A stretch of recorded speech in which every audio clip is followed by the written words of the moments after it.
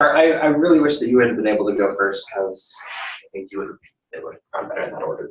But. That's my fault. I apologize, Brad. It is all your fault, Daniel. I can blame you for everything. Great. That was a cool demo, though. Okay, so my name's Daniel. I'm the co-organizer here. I actually work with Tyler and Brad at Dev Mountain. I work at the Phoenix campus, and you have to unshare your screen. Oh. And then I can. Well, fine. If I have to unshare it.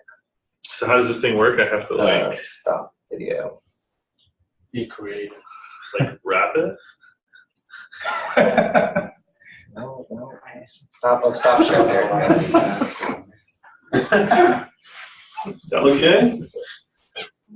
How do you keep yourself? We're Just put it like underneath the glasses, right over the tip of your nose, so it's saying like right there. Oh, yeah, there we go.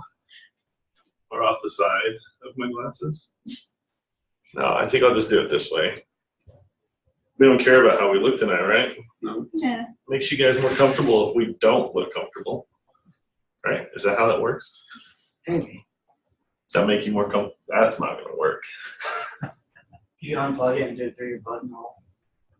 I really liked what Brack was doing, though. Like, I'm kind of jealous. You have to pick your part and see. There you go. There you go. That side fell down. But I think this side will stick. All right. Let's see if I can share my screen. Did it work? Yes. I'm afraid to turn my head. I think the thing's going to fall off. Okay, so the first thing I'm going to go through tonight, how do I make that go away? Okay. The first thing I'm going to go through is, I just have like a couple of smaller things. This first thing is the bigger thing. I went to a React fundamentals training with Michael Jackson from React Training. Yes, React Training is the name of his company. If you don't know who Michael Jackson is, it is not the Michael Jackson you're thinking of. But yeah, he's a pretty lucky guy to have such an awesome name. So I was at this fundamentals training, and he gets up and starts showing React and having some experience with React. I was thinking, yeah, that's not React. And he kind of just started doing some stuff to conceptually show a little bit of what React kind of does behind the scenes. Not behind the scenes, but like, because it actually does stuff a little differently, but it's conceptually, right, to get a grasp of it. So I kind of took that cue of him like doing React without React, and I just built a little bit on it. And so that's what I'm going to show you first. I just made this little like clicker app. You guys ever seen like Cookie Clicker? I don't know. Anybody seen Cookie? Is it called Cookie Clicker? If you haven't seen Cookie Clicker, don't go there. Don't show your kids for sure, because they'll just—it's a game where all you do is click, right? And you click on the cookie and you get points, and then you can buy like features. Like your clicks become more powerful.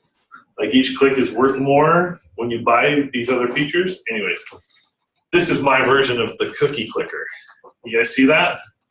It's fun. You guys having fun watching it? Probably not as much fun as I have clicking it. So that's what we're going to look at the code for, and we're going to kind of go from the old, not the old way, the non-React way of like the traditional way of manipulating the DOM, and then we'll move it into this kind of React, no React way of doing things, kind of a reactive way of doing things, and then I'll show you, we'll probably put it in a class and just make it in React real quick.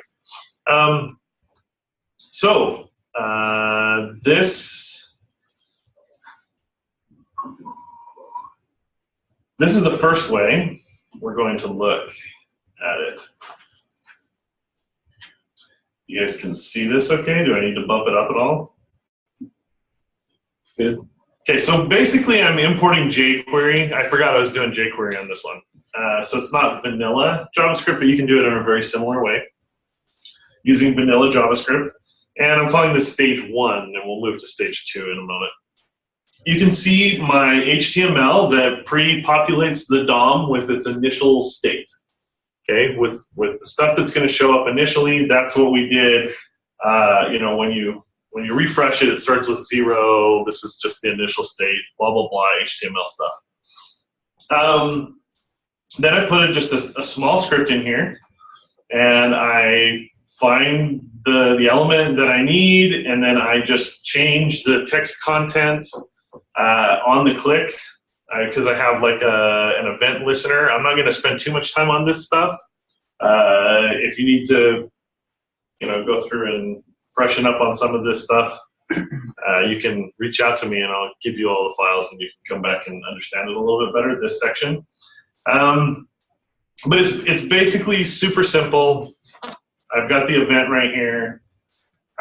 When I click on the button, it runs handle click, which just takes the element and adds one to it, right?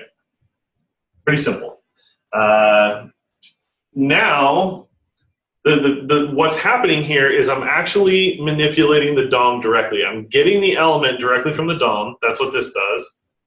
And then I'm also adding some event listeners directly to the DOM. And then once the event listener happens, like this element right here is an element on the DOM.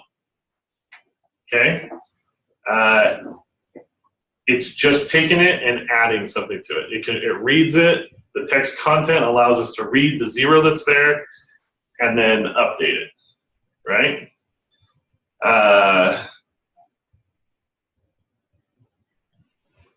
What if we could figure out a way to make, instead of just this direct thing, because this doesn't show you the pain of this, you start having a million buttons all over your page and they're all like crossing over into different DOM elements and you're trying to track what's updating what. You know, things like Gmail, for instance, get incredibly like near impossible to create. These really robust web apps, it's just really difficult. So one of the patterns that we could do is we could take this state, you know, this 0, or no, not that 0, this 0 that we start out with, see how it's like actually in the HTML? What if we took this 0, because it's the only thing that's really changing, if we put it in some place and we called it state, and then we just had the HTML tied to whatever value that is. So the HTML doesn't really care what the value is. I should say the DOM doesn't care what the value is. It's just tied to whatever it is. So if it's a 0, it displays a 0. If it's a 2, it displays a 2. Okay, and then instead of manipulating the DOM directly and changing the 0 directly, what if we just changed the state, right? So now it's kind of this new pattern, well, a different pattern, that the idea isn't to change the DOM, the idea is to change the state. And then when we change the state, after we change the state, we just say to the DOM, re-render everything. Okay, just like, boom, just change, and whatever state is, it will automatically be updated in the DOM. Okay, so in order to do that, here I did it inside of a JavaScript file, okay? So I took that, you remember the state of 0, that's the first thing that happened. I took it out of the HTML. I just have an object that keeps track of different, we can put lots of different state in here, right? I just call it state. I have a function here that is, I'm calling render, and it is what takes the HTML and ties it to the state. So if you look up here, this is just a template literal. So it's a string that is dependent on whatever I have in state. So every time I run render, it's just going to take if I open up the index right here, it's just going to take this div, which has an ID of root, and it's going to replace everything inside of that div with what I have. With what I have right here on this inner HTML. So as you can see, I have one place where I am. Well, I guess two places, but like inside the render is the only place that I'm actually touching the DOM. And as far as like the display of the DOM, I'm only touching it in this one place, which is root, and I'm just replacing everything that's inside of it. Okay, so I do have to have some type of mechanism that can handle the click, and so I need to make sure that I'm adding my event listener each time to this button, because when I rewrite that button, it's going to delete the event listener, and I need to make sure that the new button has an event listener, because I want that event listener to just kind of hang around no matter what state it's in. And then I just run render once, right? This is the only thing that this file is actually doing is it's just rendering it once. It runs this render function. And so it builds this initial DOM based on 0, okay?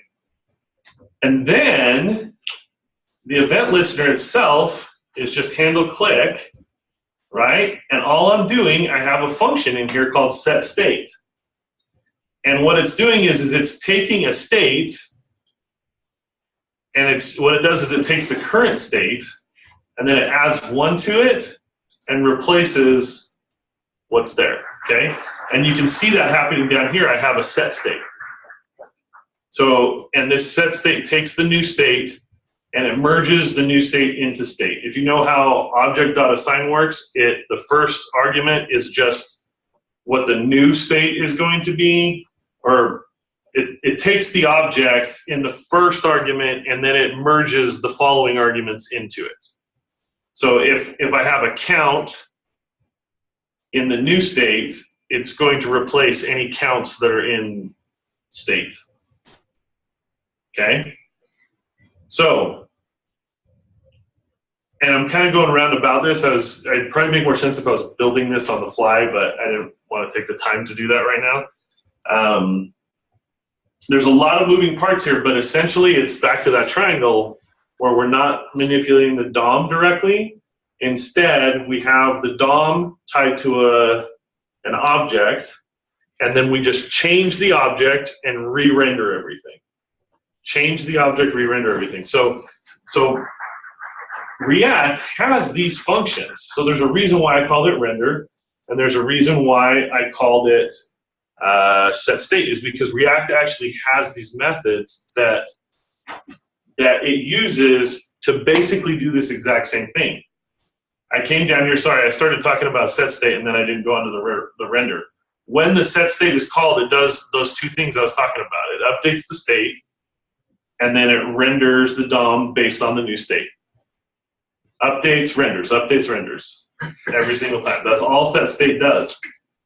So now we can go into this, and it's doing the same exact thing here. In fact, I don't even remember which one I was showing you first, but they do it exactly, like the result is exactly the same. It's just that one is being manipulated directly, and one is manipulating state and then re-rendering based on the state. So the whole entire point of this was for me to kind of get an idea of like how setState works in React. And so I started playing with it, I built this, and now I feel like I have a better understanding of how setState works in React, conceptually, right? There's more to it. setState is asynchronous, it's not asynchronous here. There's a whole reconciliation process that React goes through to determine what parts of the DOM what parts of the virtual DOM have been updated so that it can update the actual DOM. There's like more to it, right? I'm not doing everything React does. But as far as setState is concerned, conceptually, this is what it does. Any questions about that?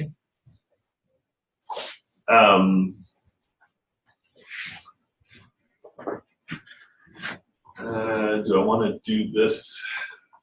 Okay, I'm going to leave it up to you guys. Just a quick question. Yeah. So the first example, which is with the jQuery, Yep. that means like every time you click, it will reload the page, No, every time I click, or you just like add that directly. every time I click on this button right here, which represents this button right here, it's going to run a handle click, which directly manipulates the DOM. It goes and gets the element from the DOM, updates it, and puts it back in the DOM. That's what this is doing right here. Okay. Basically, React is re-rendering the entire section of the DOM that React has control over, but it does it in its virtual DOM. So it's not re-rendering the whole entire DOM, it's re-rendering its virtual DOM, and then it compares it to the previous DOM, and that's how it decides. That's called reconciliation. It decides what changes there were, where do I need to update them. And so that makes it very fast, because actually updating the entire DOM is very slow. So this, do not put what I'm doing right here into production. Right? Don't follow this pattern unless you have a podunky little website. That it doesn't matter what you do. Like this is fine. You would never tell that this is not like production worthy because I'm running it locally. It does one simple thing. If I have 1,000 people trying to run this, it's going to have problems probably. Maybe not even 1,000. It'd be running individually on each person's computer. So. Well, yeah, there you go. It wouldn't matter. So in this situation, it wouldn't matter. Because nothing's happening on your page. Yeah. Good point. There's just not enough happening for this to really matter.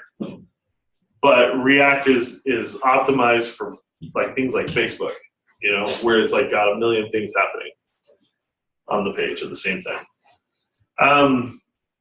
So I'm going to leave it up to you.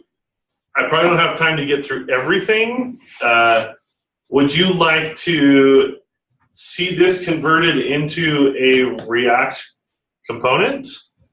Would you like to see how this translates into actual React? This is pretty similar to actually what React looks like.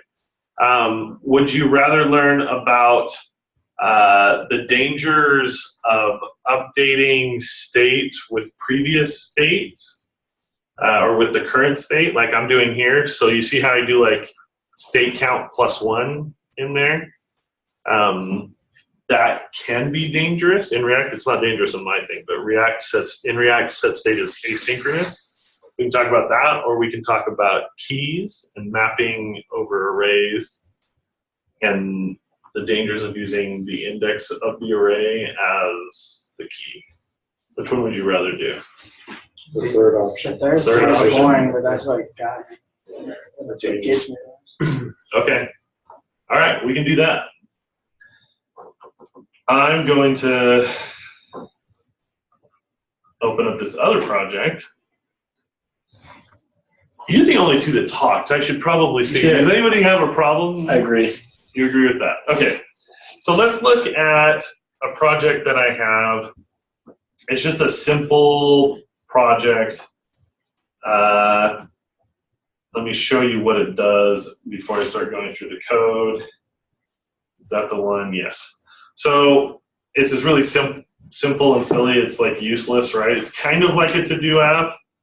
I need you to let's see. So I add that. I add this one. Actually, let's do this. Let's do first, second, third. Okay. And do you see how I'm adding them into the top? Mhm. Okay. And I'm not adding them to the bottom. So the actual order is changing of the actual. So in this array, this first item used to be at index 0. Now it's at index 2. Okay. Can you see that? Yeah. Okay. Now I can go through and just change the color of these things. So I'll change this one to red, this one to yellow, and this one to blue. Okay, and what happens when I delete this second one? Everything works. right? Yeah. Everything works as it should. I'm going to come into my code and I'm going to break it.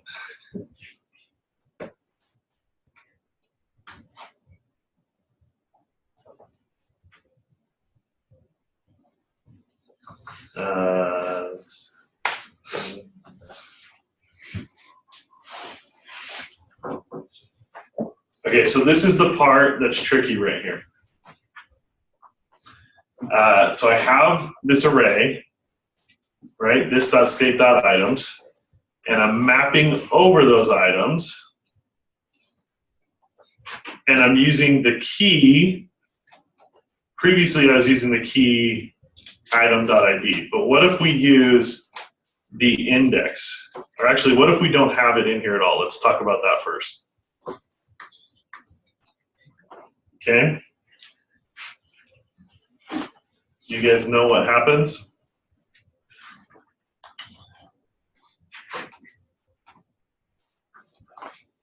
You won't be able to delete anything because it doesn't know what to do. Yeah, it's doing yucky stuff no matter what I do. So what's happening is when I go into inspect, the idea is you get this error, okay? So it's not even showing up with like first or second or anything in there, right? And I do that one yellow, I do that one blue. Let's try a third one. To see how it threw it on the bottom, but I'm putting these in at the top, okay? Mm-hmm. So it's totally like wacky. Like it's not preserving what I want it to do. So what happens if I delete this red one? Oh, that didn't work.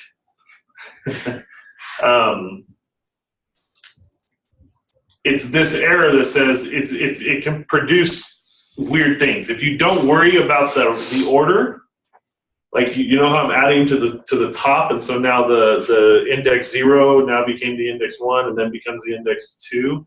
When you start doing that stuff and the order of the map gets out of order, then weird things start happening. And this is the error that says, hey, you've got a problem. You can't, each child in an array, so you may remember .map returns an array, okay? So inside of that array, it's an array of JSX elements, okay? And so what we have to do is we have to make sure that inside of the array, each of these items have a key so that React can keep track of the order of each thing, so that if it goes out of order, it still knows like which one was which, okay? So we saw like weird things were happening. So if we come back in here and we add a key in here, to key equals, a lot of times we'll use I, right? So we take the item index that's produced by map, and we just throw key equals I in there, right? That's like the shortcut way of handling it. But the problem is that it needs to live outside of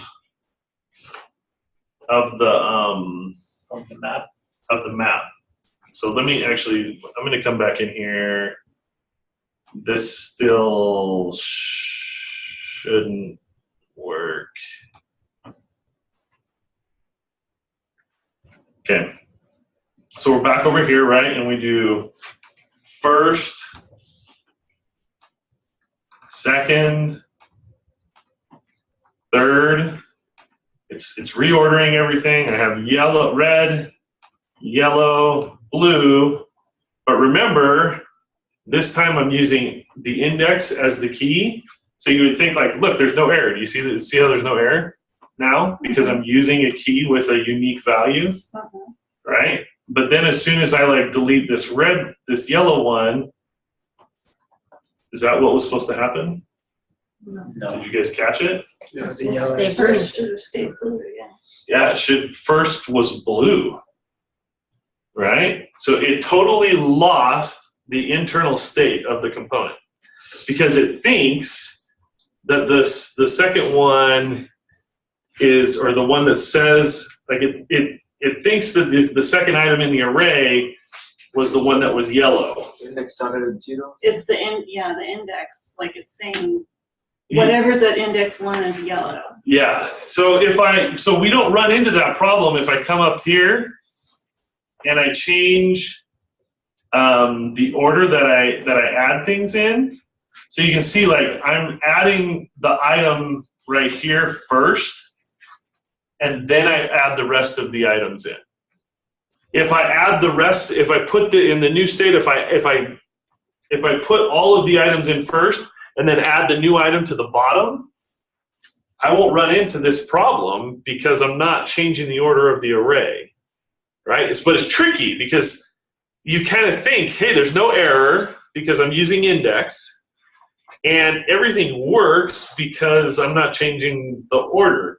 But then all of a sudden, as soon as you start messing with deletes and putting things in different orders and stuff, you start losing the internal state because React doesn't go through and figure out every single change that could have happened. It optimizes it. It uses heuristics which is like a rule of thumb. It's like, usually this is going to happen, right? So we're going to assume that this is what's happening. It doesn't actually programmatically go through and figure out what's happening. So, and that's how it does it fast. That's how it does the reconciliation really fast. So the way to fix it is to never use I, right? For your key. Okay, so we don't want to use I for the key. What we want to do is we need to, and so in the wild, almost always if you're working with real data, it's probably going to be coming from a database somewhere or something, and you're going to have an ID that is tied to that specific element outside of the map. The index is only tied to that element inside of the map. As soon as you create a new element, it may or may not be tied to that index. Or as soon as you create as soon as it runs map again, it's going to temporarily, those index assignments are only temporary, but you need something more permanent. Yeah. Well, a key doesn't have to be a sequential number, right? No, it has to be unique. So it's similar to like how programs, how you buy a key and then you put that key in. It can look like that. Yeah. So my data, I'm not using a database that has like a primary key or like some unique identifier that is given to me. That's what you would normally do. You would come down here and you would say, okay, this item has got to have some like ID, right? This unique ID that's associated with it. Now all of a sudden this is going to work because the key is based on something that's tied to that element or tied to that item in the array from outside of the map, from before the array is mapped over. Okay? When map was tracked, it always reference to that. Yes, so even when map runs again, it's going to spit out a new array of JSX elements, and it doesn't matter what order those are in, those keys are going to be the same and tied to, like I did a third over there, right? Right, it'll forever be tied to whatever that third is or something. So in a silly little app like this, you don't have IDs. You don't have item.id. So just as kind of like a hacky way to fix this, if you wanted to make sure that this works, this is one of the ways that I did it. When I create the new items, I take the input, right? And I create an ID for it. And this is a huge number. I think this is like almost as big as I can do before it like starts producing random numbers that the computer can't actually handle. So the chances of this not being unique are pretty darn slim. I'm willing to take that bet on this app, right? So that's how I do it. I just create outside of the .map. I create an ID and throw it in there, so that now there's this unique identifier, and there's lots of different ways you can do this. It just can't be based on something that can change. It's got to be like you you added this item to this array. It's unique to this item in the array. It's going to forever stay with that item in the array, no matter what order in the array it actually is found. So it will maintain state, because now React can say, oh, this changed and this changed, right? But it's out of order, and I can see that it's out of order because I'm seeing the two keys that are still the same. It's just that this key used to be in index 2 and now it's in index 3. So now I can take that state and make sure that it goes to the item in index 3, not in index 2 if you're using the I, key equals I, right?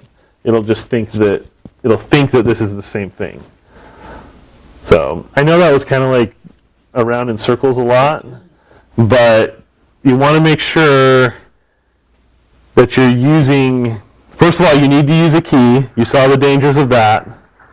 Second of all, if you have to, you can use index, but you need to be aware of the dangers of that. It's always preferred to use the ID that some database provides to you.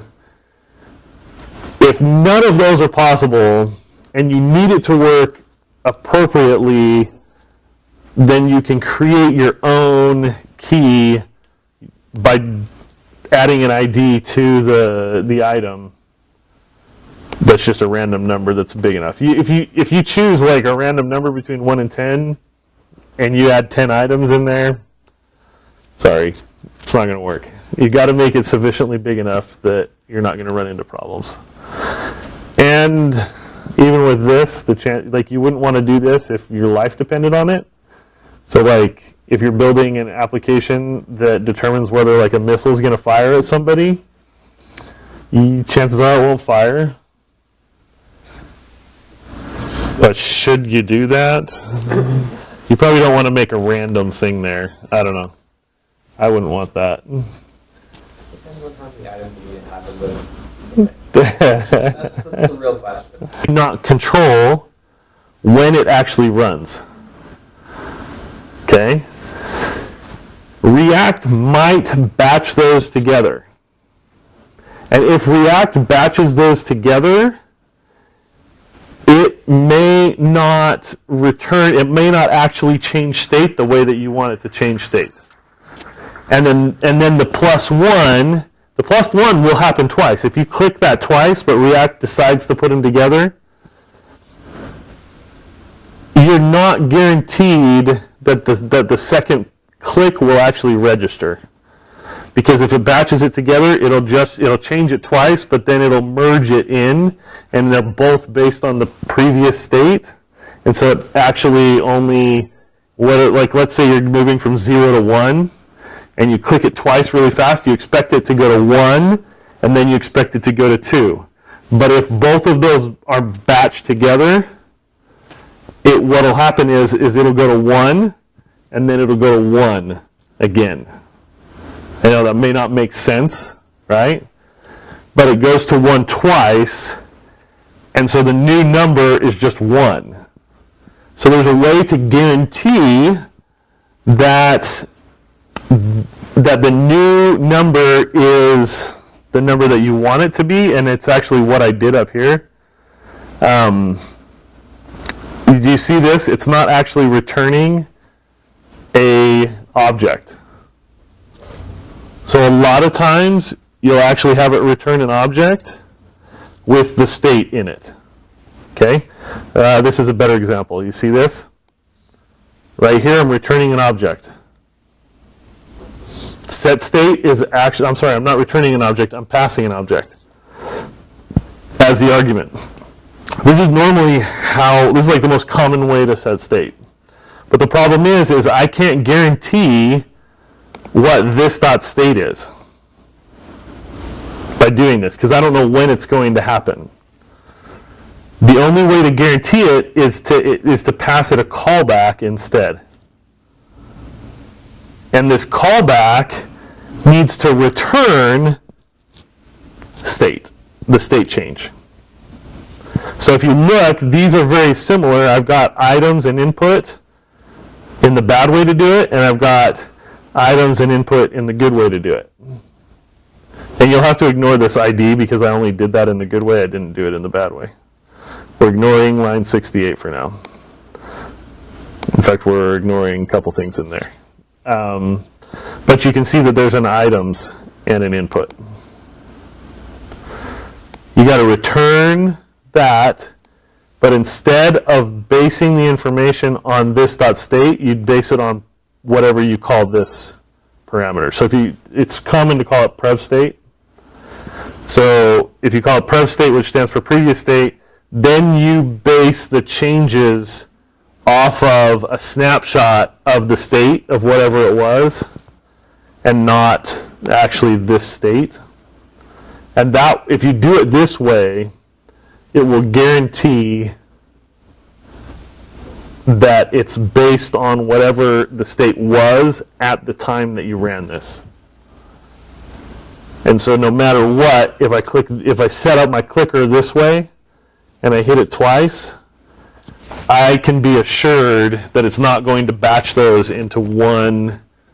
Well, it might batch them, but it will batch them in a way that's not going to return 1 each time. It will actually update the number based on the previous state, on the state that you expect it to be based on. If that makes any sense. I was hoping to have like a little bit better stuff to show you tonight, but that didn't happen. But you can look this stuff up. It's all in the React docs.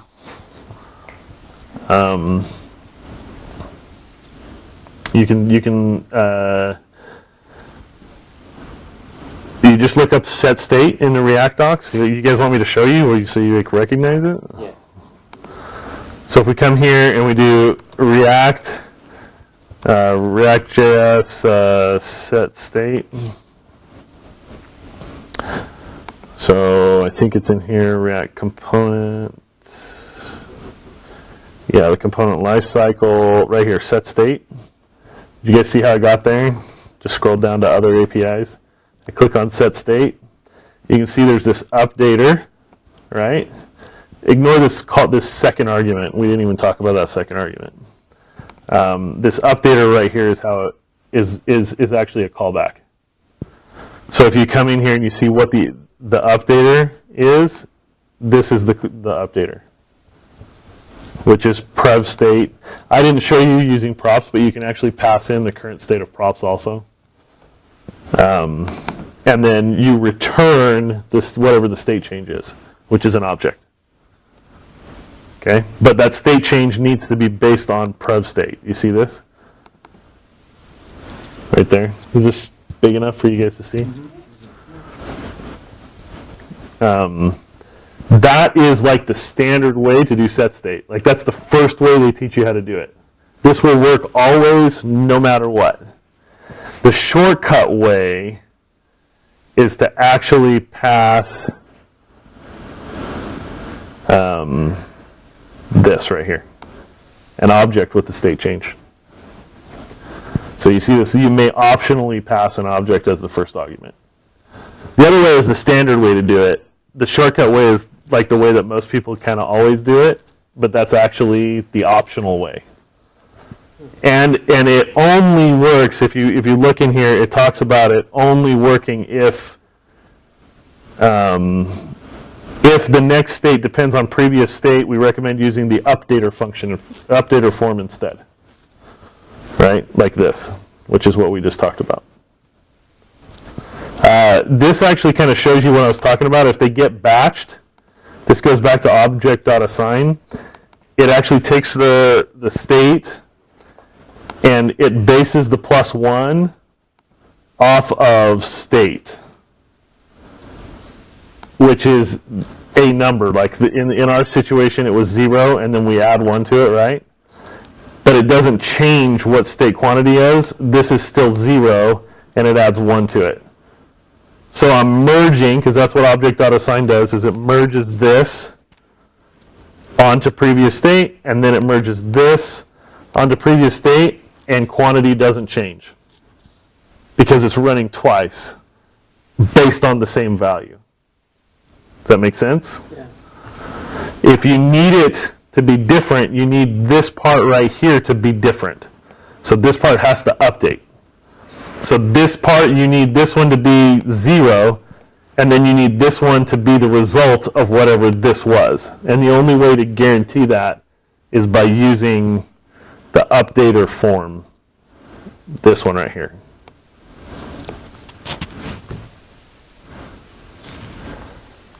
Clear as mud? Any questions about it? Yeah. So I see for your fakes, you had it just faking and adding to the value. So how will you break that or stuff? How would I? Because you're just increasing by 1 all the time. Uh-huh. So at what point would you break it up? You know, like the game you're talking about, up to 100, up to 50. Oh. It just works forever until, like, I mean, like, the way it's set up right now is it just goes until one stops being a meaningful number to it. yeah. So, like, eventually you'll run out of memory. I don't know. I mean, it's going to take you, like, what, like 1 million lifetimes to get that far? But right now, you can set it up however you want. That's the game is I think the actual cookie clicker game, you can actually you can win it eventually. It like ends at some point, but it's like you just start over at that point. Yeah. Start over with more powers. Is that what happens? Yeah. Oh, okay. Yeah. I mean, I have no idea. This is a strange foreign concept that you're talking about here, Dan. You've never played cookie clicker. Nothing about the grandmother's cooking on the cooking on the cookie. Nothing about it at all. Yeah. You talk about something about virtual DOM, you said. The virtual DOM. So it's like first time when it loads the React page. So does all the HTML things comes in the virtual DOM, then it comes to the actual thing? Yeah, so what happens is and I'm not going to pretend like I know exactly what what's happening, but this is the way I understand it. The first time render runs, it actually creates a tree structure that looks like a DOM kind of structure, right? And so it has this like base, we call this the virtual DOM. And it has this base structure. It's just a bunch of objects that are nested inside of each other. If you can have a couple of arrays as long as the inside objects have keys. Yeah. Remember I was talking about that? Nobody was like interested in the fact that I just said that. Everybody's like, yeah. It's like, oh yeah, you were just talking about that. Sorry. So you have this tree structure that we call the virtual DOM. Then when render is called again, right? When setState is called, because the only way we re-render anything is through setState. It's the second half of setState. The first half is to update the state. The second half is to re-render everything, right? It creates a new virtual DOM. And then what React does is I think this is the stage where it actually does reconciliation. Is that the way you understand it? Yeah, but I think that's officially called reconciliation. I think that's the part. So yes, it compares the two, and then it identifies any changes that may or may not be there. And if it identifies the changes, then it takes those changes and applies it to the actual DOM. But only the changes that it identifies. So it does re-render the entire virtual DOM, every single set state, But not the DOM. but not the DOM necessarily. Yeah. It replaces those specific components. Yep. That's just how I see it. No, that's Clear. Same thing. that's great. Any other questions? We can go back over and hang out with the big boys.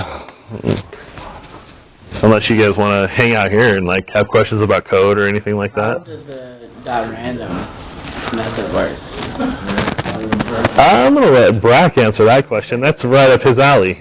So what do you want to know about how it's working? Well, like, Like- it's gotta like.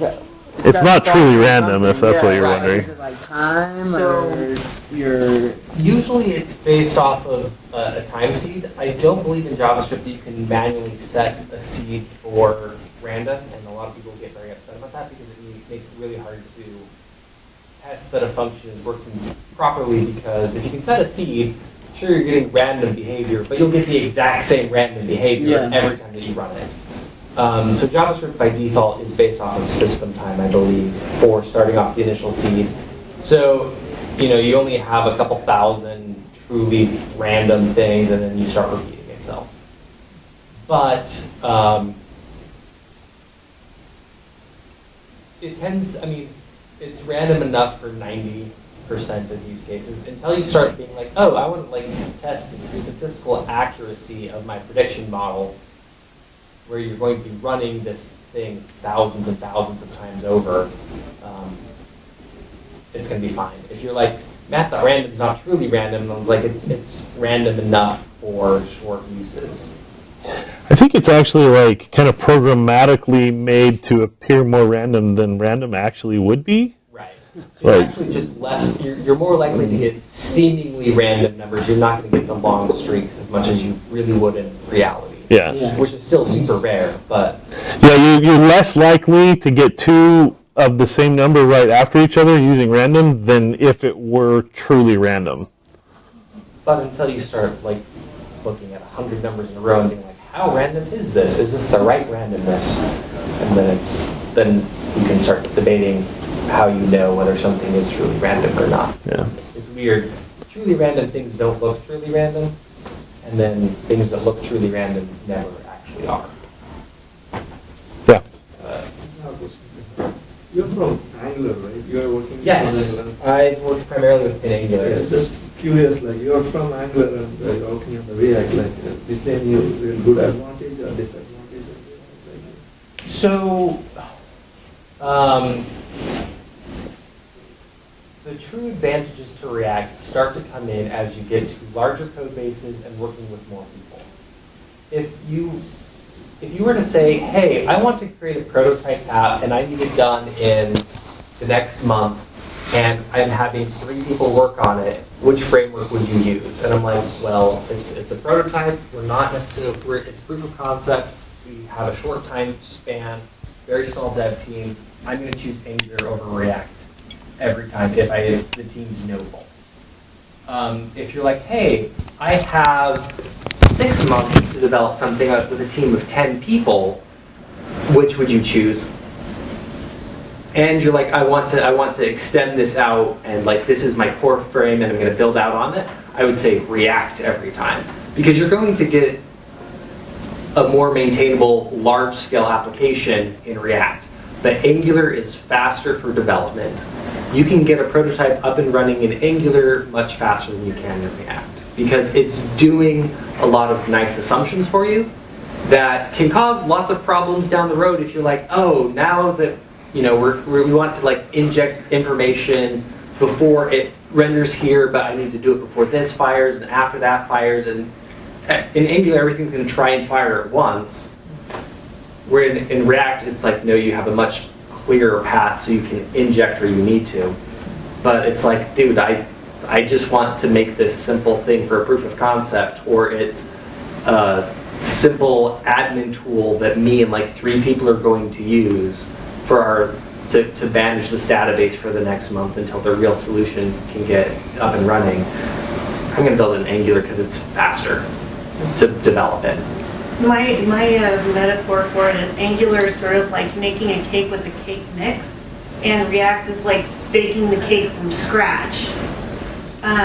So, with the cake mix, you got some basic structure already there. You can tweak it, whatever. But with React, you've got a lot more flexibility. You can really make it, Delicious. Angular provides the mold for you too. Yeah. Angular's like, oh, just frost this thing. Yeah. There you go. It comes pre-cooked. Just add water, and here you go. So, Yeah. That tends to be, I mean, my gut thing is Yeah. every framework is good at something and absolutely terrible at something else. So it's knowing kind of what your needs are and which prices you're willing to pay. React has a lot of kind of like boilerplate. Like you've got to like put a bunch of stuff in. It's getting better as JavaScript is becoming, you know, coming of age and like, you know, getting into we don't have to, you know, in the new JavaScript we don't have to necessarily bind this right all the time. But you're still like passing a lot of stuff around, and so the fact that there's components and everything is composed follows like the composition model in order to get things. It only goes like there's only a one-way unidirectional data flow. In order to get that data back up to the top, you've got